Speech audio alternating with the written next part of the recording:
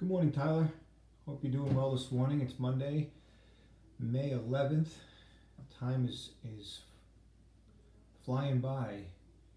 We are starting a new week, so I wanted to reach out to you and just say I enjoyed our conversation on Friday, our weekly conversation, which helps us to connect a little bit one on one and check in on assignments and talk about your program and your goals. So I really enjoyed that. As you saw in my email, I hope your Mother's Day weekend was a good one, especially for your mom. And I hope you did something nice for her and your grandmother. So I'd love to hear all about that when we connect again. Again, just a reminder of how important it is to stick to a schedule. I know that's real challenging for you, given your situation at home and your. But I think you've got the tools there. You've got the checklist of things to do that I've sent you. You've got the assignments that I've sent you. You've got everything you need there to be successful in sticking to those routines and being productive, and that still leaves you time for video games and free time if you budget it correctly. So I just hope that you will really begin to do that. And again, it's not for me, it's not for the program, it's not for any other staff members, it's more for you as you look to become more independent as you get older, and maybe even someday look to live on your own or with a roommate. You're going to have those independent living skills. And we talked about Friday, we talked about habits, right? Forming good habits. And, sticking to a plan is certainly a part of that. Today, what I want to talk about a little bit with you is budgeting. And we did in your meeting a few weeks ago, we talked about how you do have an income now, some money's coming in, and you have worked out a plan with your mother that so much of it goes to her for bills and things like that, and then you get so much of it. And that's a good thing that you're doing that. And it's certainly helpful to you because all adults who live either on their own or with a roommate or with a family have to create a budget and have to stick to a budget. And before we left Links in March, we did some groups on budgeting, and we talked about things like income, monthly expenditures. We talked about the different types of expenses like rent, utilities, food. If you have a car, there might be a car payment or gas for your car. Some payments that you make on a monthly basis are fixed, like your rent would be a fixed number. Every single month you pay the same amount. Maybe your cable bill might be the same each month. But you also have some variable costs, things that aren't fixed, like your grocery bill. That's going to change from month to month based on how much you buy. Your gas for your car might be different from month to month. So you have fixed income, fixed bills, you have fixed expenses, and you have variable expenses. All your expenses add up to a number, and the hope is that number is less than the amount that you're taking in each month from your pay or your SSI or whatever income you have coming into your home. And so as an adult, people create budgets where they literally will write down each thing that they spend money on, add all that up, and come up with that number, and then they will add up the amount of money they get from income each month. And again, like I said, hopefully the number that you have for income is higher than the number you have for what your bills are. So the email I sent you today has 2 worksheets attached to it. I hope you have those with you right now. If you don't, that's okay. I'm going to read to you from the worksheet, and then I'm going to explain the assignment. So this is all about budgeting. So it says Amy and Jason were getting married in 5 months. They were working on a budget that they could live on after they were married. They were both working and had a monthly income of $1,650. After the wedding, Jason would start his second year in training. His training program cost $6,000 a year. He already owed $6,000 on the first year.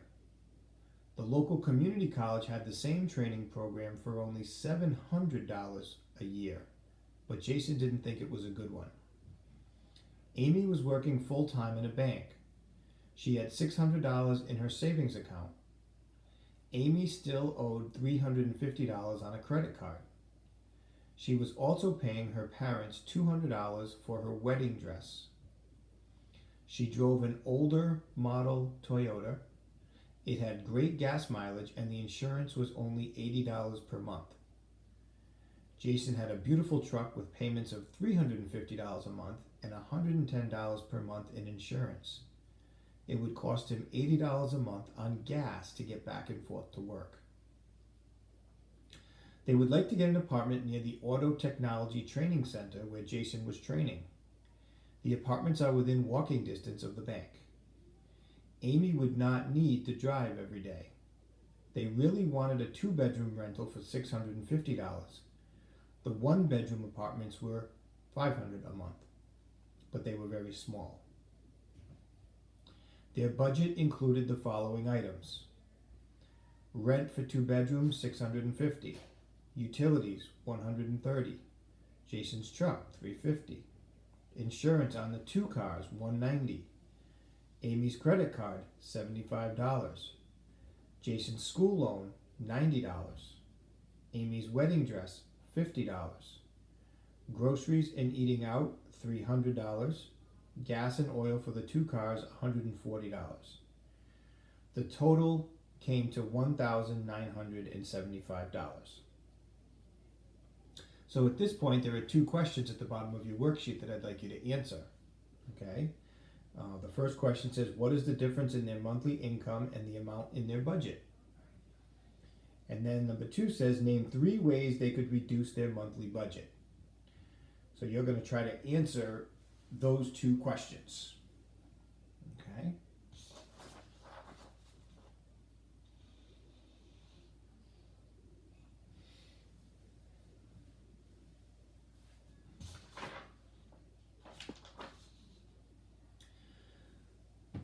Okay, so we're going to move along now to the next section.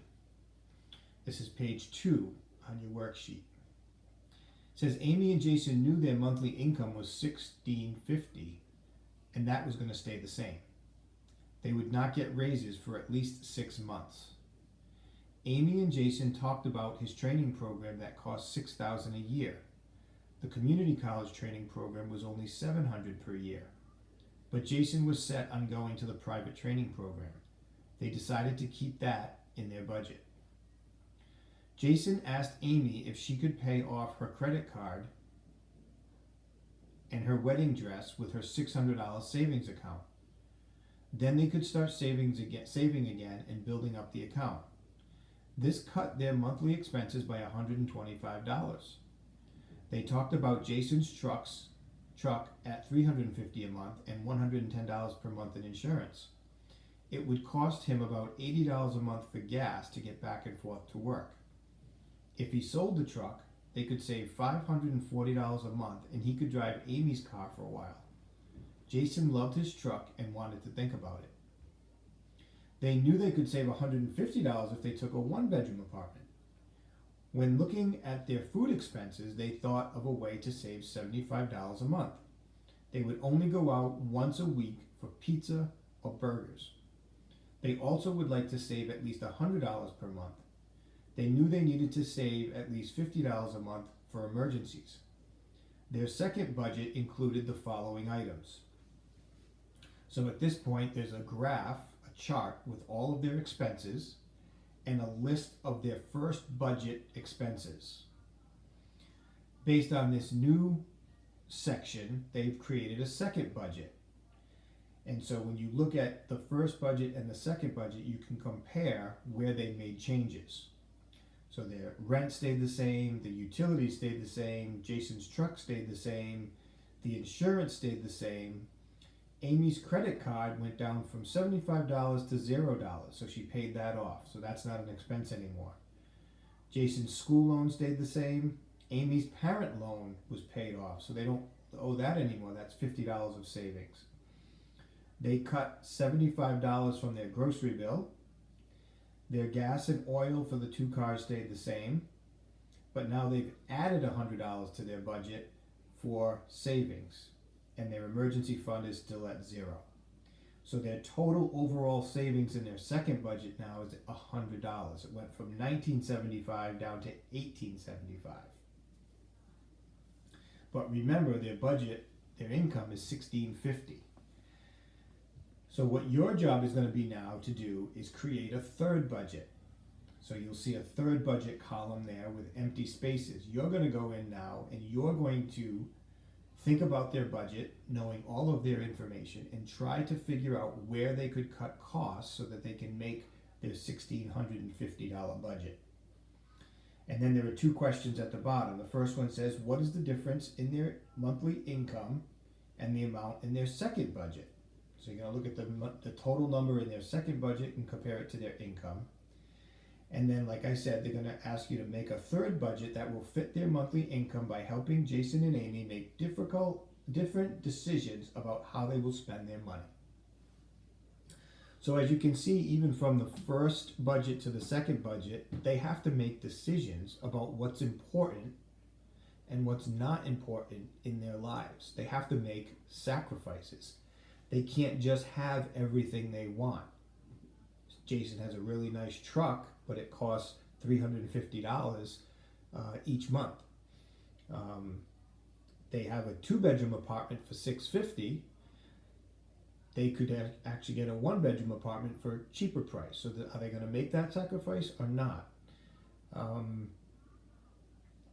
They've obviously allotted some money for groceries and eating out. Maybe there's a place there where they could trim a few dollars by not buying certain things that they buy, or maybe buying at a different store that might be cheaper.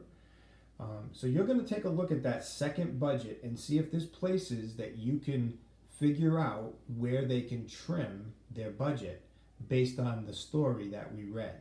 Okay, you've got to take into account what they're doing for school, where they live, who needs the car, who doesn't need the car. These are all real important decisions that they're going to have to make in order to make this budget work. And it's also going to require some sacrifice because they can't do everything they want. They can't have all the things that they want. They have to look at their needs and address those. So Tyler, I hope you stayed with me on this and can work on this assignment. I'd love to see you put this together and send it to me. Take a picture and forward it to me. Send it to me.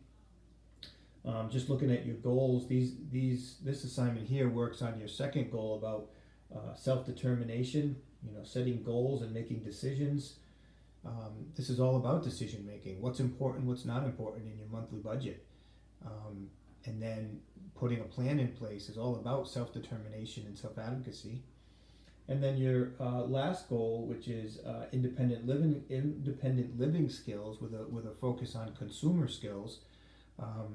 Again, there's nothing more important than creating a budget, understanding your finances as it relates to your independent living skills, being able to live on your own and become a functioning adult independently. So that's goal number 6 for you, independent living skills with a consumer focus, a money skills focus, which is what this budget is. So this activity hits 2 out of your 6 goals. So good luck. I hope you work on this. I think you can do this if you put your mind to it, and I look forward to seeing your work when you're done. Thanks, Tyler. Have a good day.